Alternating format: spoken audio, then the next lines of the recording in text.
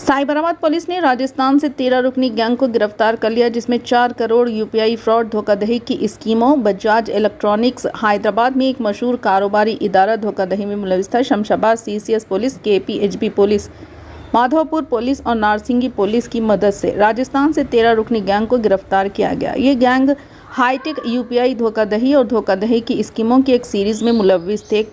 MS को धोखा दे रहे थे। बजाज इलेक्ट्रॉनिक्स एक मारूफ कारोबारी इदारा था। तकरीबन 4 करोड़ रुपये का चूना लगाया गया। पुलिस ने 1.72 लाख रुपये की नकदी और 50 लाख रुपये मालियत का इलेक्ट्रॉनिक सामान जब्त किया। साइबराबाद, हैदराबाद और रचाकोंडा कमिश्नरेट के तहत मुख्तलिफ पुलिस स्टेशनों के साथ साथ रियासत तेलंगाना के दीगर मेट्रोपॉलिटन शहरों में धोखाधड़ी और धोखाधड़ी के कई केसेस रिपोर्ट हुए, जिनमें बजाज इलेक्ट्रॉनिक्स शामिल है और मजमूई तौर पर 4 करोड़ रुपये से ज़्यादा का नुकसान हुआ।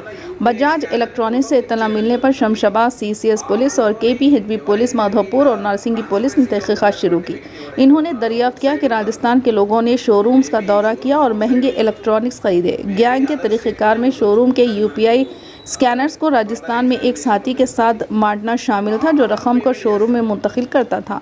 सामान की डिलीवरी लेने के बाद साथी बैंक में चार्ज हैक की शिकायत दर्ज कराई, जिसमें लेन देन उलट जाएगा और रकम गैंग के अकाउंट में मुंतकिल हो जाएगी। इस तरह इस गैंग ने करोड़ों रुपये का धोखा दिया।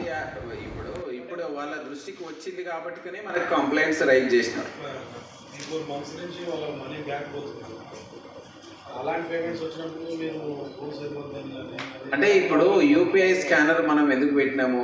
For the purpose of consumer facility, easy పేమెంట్కి, రియల్ టైం పేమెంట్కి అవకాశం ఉంటుందని. కానీ దీనిలో ఉన్న చిన్న డ్రాబ్యాక్ ఏంటంటే ఎప్పుడైనా రైజ్ చేసుకోవచ్చు, 3-4 డేస్ తర్వాత కూడా రైజ్ చేసుకోవచ్చు గూడ్స్ డెలివరీ అయినాక. దాన్ని ఆసరాగా చేసుకునే అఫెండర్స్ ఈ విధంగా ఫ్రాడ్ చేయడం జరిగింది.